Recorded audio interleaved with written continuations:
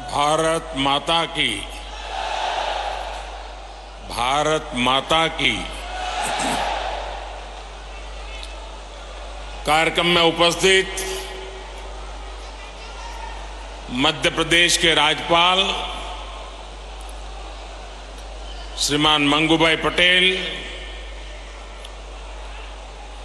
मुख्यमंत्री श्रीमान शिवराज सिंह चौहान, केंद्रीय कैबिनेट के मेरे सहयोगी श्री वीरेंद्र खटीक जी, ज्योतिरादित्य सिंधिया जी, प्रहलाद पटेल जी,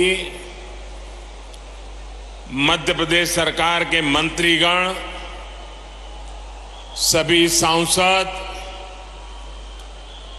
अलग अलग स्थानों से पधारे सभी पूज्य संतगण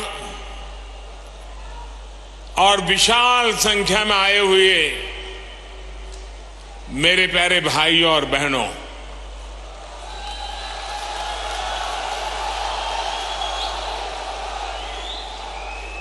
सागर की धरती, संतों का सानिध्य, संत रविदास जी का आशीर्वाद और समाज के हर वर्ग से, हर कोने से इतनी बड़ी संख्या में आशीर्वाद देने के लिए आए हुए आप सब महानुभाव, आज सागर में समरसता का महासागर उमड़ा हुआ है।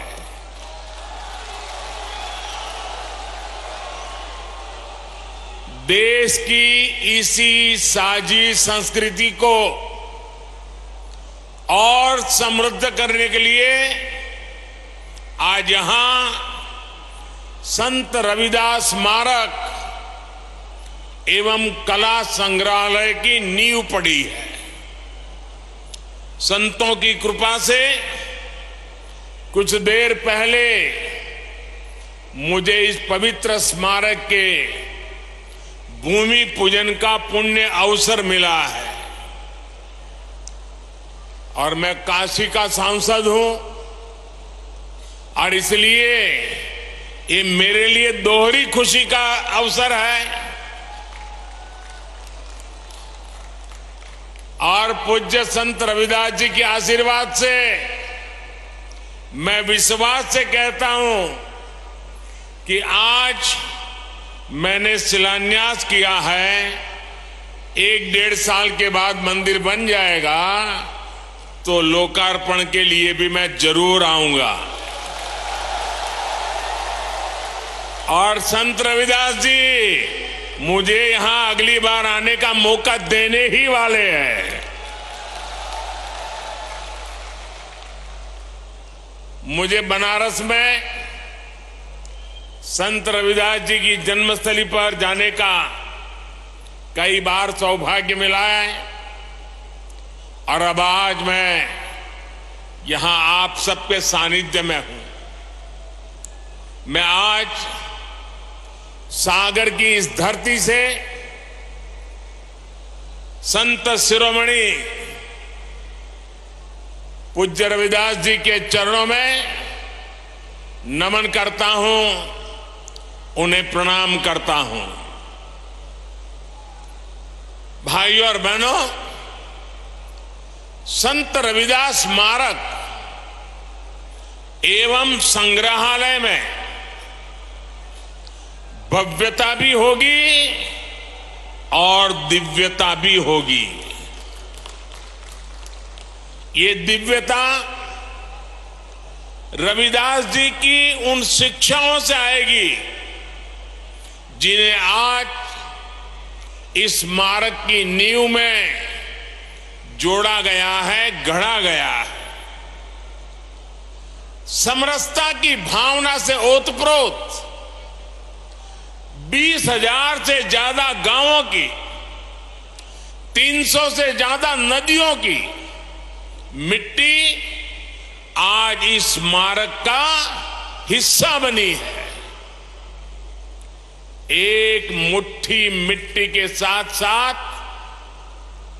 एमपी के लाखों परिवारों ने समरसता भोज के लिए एक एक मुट्ठी अनाज भी भेजा है।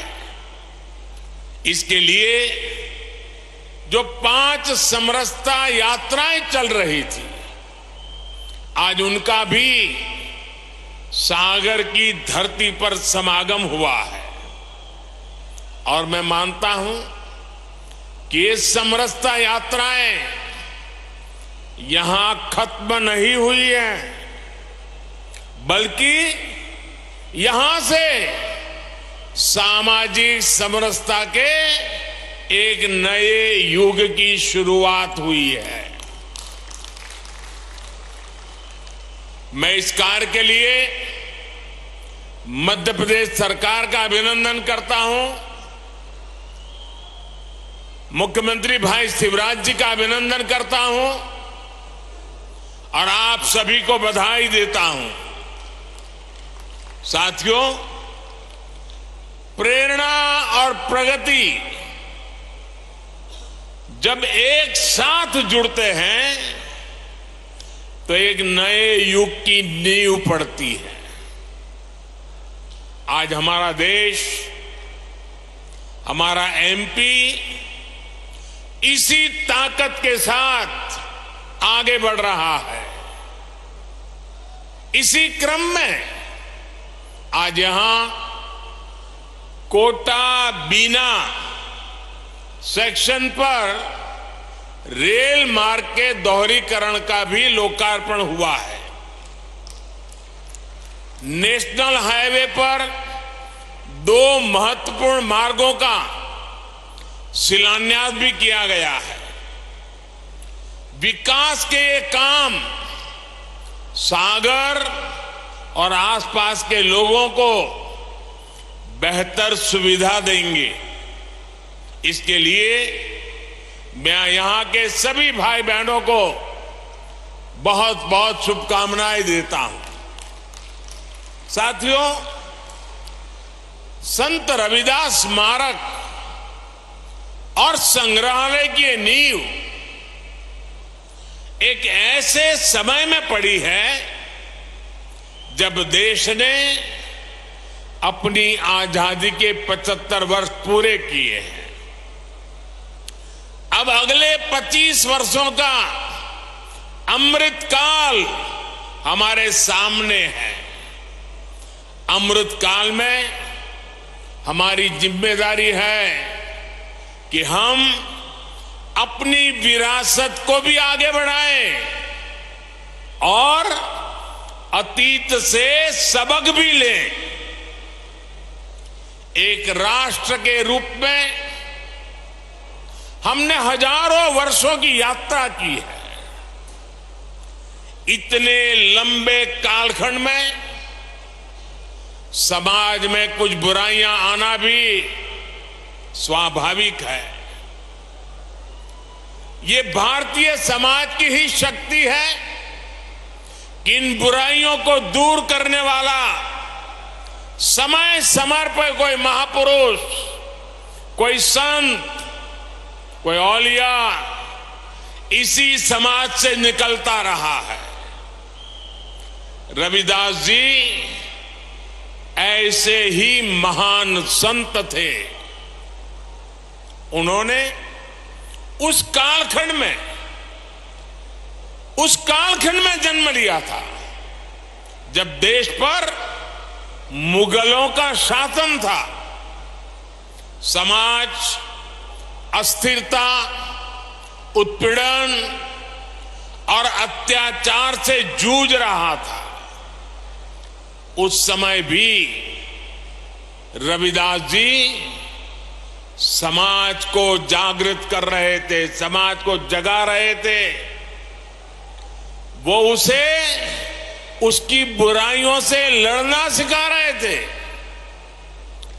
संत रविदास जी ने कहा था, जात पात के फेर मही, जात पात के फेर मही, उर्जी रही सब लोग,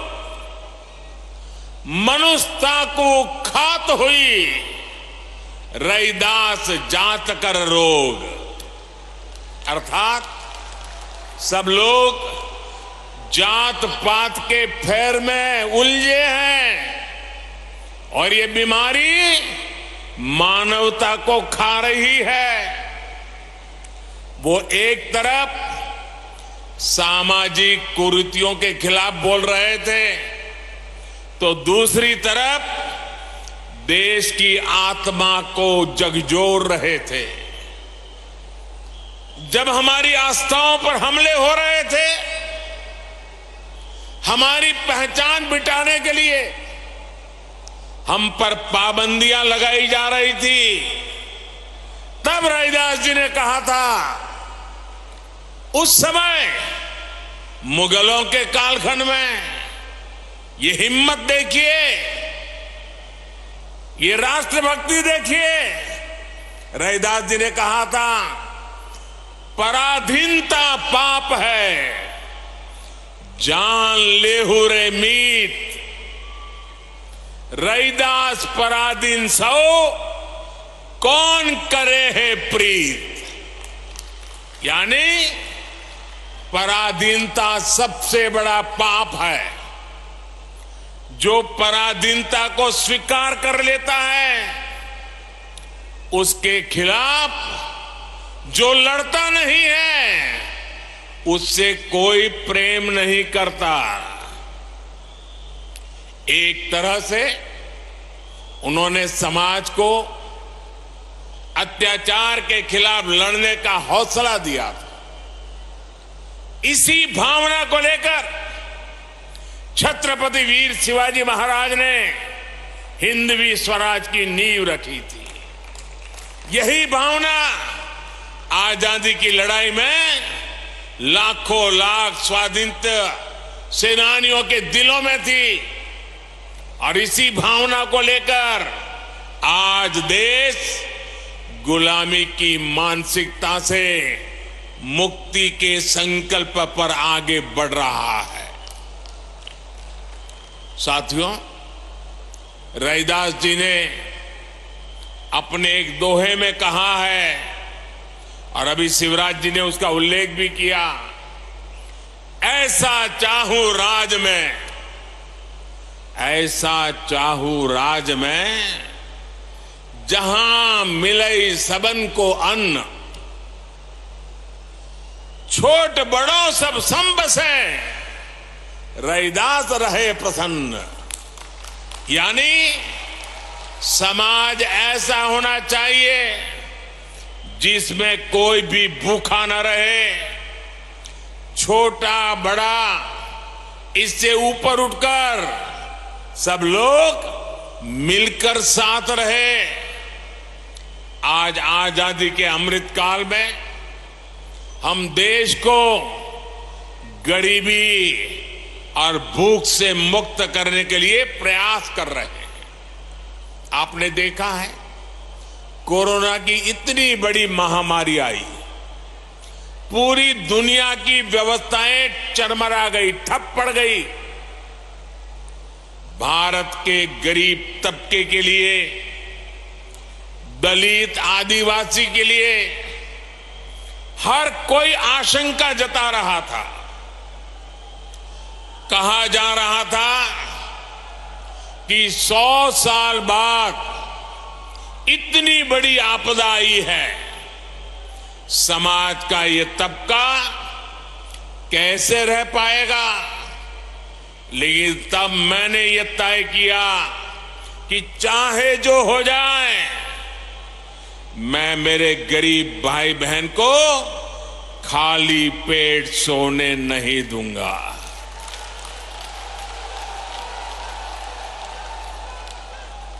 दोस्तों, मैं भली भांति जानता हूं कि भूखे रहने की तकलीफ क्या होती है।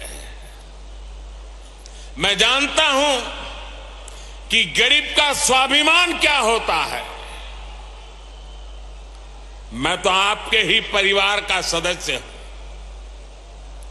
आपका सुख दुख समझना मुझे किताबें नहीं ढूंढनी पड़ती। इसलिए ही हमने प्रधानमंत्री गरीब कल्याण अन्न योजना शुरू की। 80 करोड़ से ज्यादा लोगों को मुफ्त राशन सुनिश्चित किया।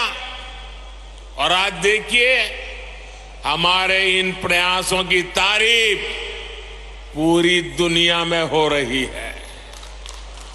साथियों, आज देश गरीब कल्याण की जितनी भी बड़ी योजनाएं चला रहा है, उसका सबसे बड़ा लाभ दलित, पिछड़ा, आदिवासी समाज को ही हो रहा है।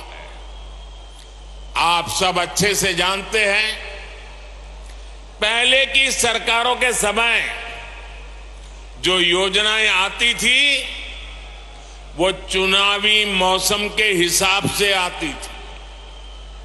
लेकिन हमारी सोच है कि जीवन के हर पड़ाव पर देश दलित, वंचित, पिछड़े, आदिवासी, महिलाएं, इन सब के साथ खड़ा हो। हम उनकी आशाओं, आकांक्षाओं को सहारा दें। आप देखिए, जरा योजनाओं पर नजर करेंगे तो पता चलेगा। बच्चे के जन्म का समय होता है तो मातृ वंदना योजना के जरिए गर्भवती माता को 6,000 रुपये दिए जाते हैं ताकि मां बच्चा स्वस्थ रहे।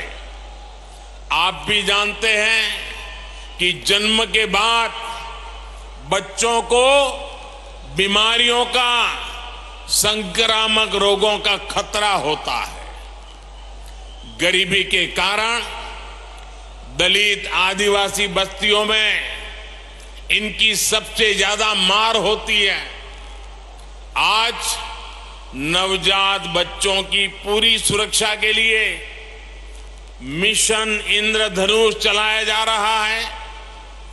बच्चों को सभी बीमारियों से बचने के लिए टीका लगे, ये चिंता सरकार करती है।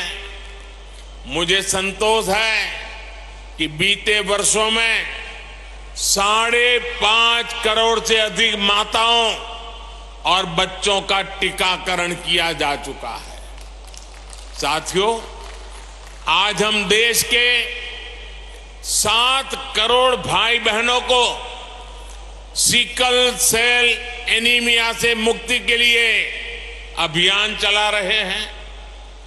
देश को 2025 तक टीबी मुक्त बनाने के लिए काम हो रहा है। कालाजार और दिमागी बुखार का प्रकोप धीरे धीरे कम हो रहा है। इन बीमारियों से सबसे ज्यादा दलित, वंचित, गरीब परिवार वही इसके शिकार होते थे।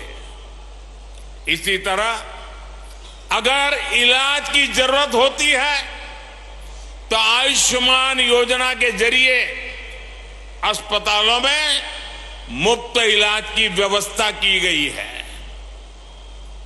लोग कहते हैं मोदी कार्ड मिल गया है, 5 लाख रुपए तक अगर कोई बीमारी को लेकर के बिल चुकाना है तो ये आपका बेटा कर देता है। साथियों, जीवन चक्र में पढ़ाई का बहुत महत्व है। आज देश में आदिवासी बच्चों की पढ़ाई के लिए अच्छे स्कूलों की व्यवस्था हो रही है। आदिवासी क्षेत्रों में 700 एकलव्य आवासीय स्कूल खोले जा रहे हैं। उन्हें सरकार पढ़ाई के लिए किताबें देती है, स्कॉलरशिप देती है। मिड डे मील की व्यवस्था को बेहतर बनाया जा रहा है ताकि बच्चों का अच्छा पोषण वाला खाना मिले। बेटियों के लिए सुकन्या समृद्धि योजना शुरू की गई है ताकि बेटियां भी बराबर से और बराबरी से आगे बढ़े। स्कूल के बाद हायर एजुकेशन में जाने के लिए SC, ST, OBC युवा युवतियों के लिए अलग से स्कॉलरशिप की व्यवस्था की गई है। हमारे युवा आत्मनिर्भर बने, अपने सपनों को पूरा कर सके, इसके लिए मुद्रा लोन जैसी योजनाएं भी शुरू की गई हैं। मुद्रा योजना के अब तक जितने लाभार्थी हैं उनमें बड़ी संख्या में SC, ST समाज के ही मेरे भाई बहन हैं और सारा पैसा बिना गारंटी दिया जाता है। साथियों, SC, ST समाज को ध्यान में रखकर हमने स्टैंड अप इंडिया योजना भी शुरू की थी। स्टैंड अप इंडिया के तहत SC, ST समाज के युवाओं को 8,000 करोड़ रुपए की आर्थिक सहायता मिली है। 8,000 करोड़ रुपए ये हमारे SC, ST समाज के नौजवानों के पास गए हैं। हमारे बहुत से आदिवासी भाई बहन वन संपदा के जरिए अपना जीवन यापन करते हैं। उनके लिए देश वन धन योजना चला रहा है। आज करीब 90 वन उत्पाद को MSP का लाभ भी मिल रहा है। इतना ही नहीं, कोई भी दलित, वंचित, पिछड़ा बिना घर के न रहे। हर गरीब के सर पे छत हो, इसके लिए प्रधानमंत्री आवास भी दिए जा रहे हैं। घर में सभी जरूरी सुविधाएं हो, इसके लिए बिजली कनेक्शन, पानी कनेक्शन भी मुफ्त दिया गया है। इसका परिणाम है कि ST, ST समाज के लोग आज अपने पैरों पर खड़े हो रहे हैं। उन्हें बराबरी के साथ समाज में सही स्थान मिल रहा है। साथियों, सागर एक ऐसा जिला है जिसके नाम में तो सागर है ही, इसकी एक पहचान 400 एकड़ की लाखा बंजारा झील से भी होती है। इस धरती से लाखा बंजारा जैसे वीर का नाम जुड़ा है। लाखा बंजारा ने इतने वर्ष पहले पानी की अहमियत को समझा था, लेकिन जिन लोगों ने दशकों तक देश में सरकारें चलाई, उन्होंने गरीबों को पीने का पानी पहुंचाने की जरूरत भी नहीं समझी। ये काम भी जल जीवन मिशन के जरिए हमारी सरकार जोरों पर कर रही है। आज दलित बस्तियों में, पिछड़े इलाकों में, आदिवासी क्षेत्रों में पाइप से पानी पहुंच रहा है। ऐसे ही लाखा बंजारा की परंपरा को आगे बढ़ाते हुए हर जिले में 75 अमृत सरोवर भी बनाए जा रहे हैं। ये सरोवर आजादी की भावना का प्रतीक बनेंगे, सामाजिक समरसता का केंद्र बनेंगे। साथियों, आज देश का दलित हो, वंचित हो, पिछड़ा हो, आदिवासी हो, हमारी सरकार उन्हें उचित सम्मान दे रही है, नए अवसर दे रही है। न इस समाज के लोग कमजोर हैं, न इनका इतिहास कमजोर है। एक से एक महान विभूतियां समाज के इन वर्गों से निकल कर आई हैं। उन्होंने राष्ट्र के निर्माण में असाधारण भूमिका निभाई है। इसलिए आज देश इनकी विरासत को भी गर्व के साथ सहेज रहा है।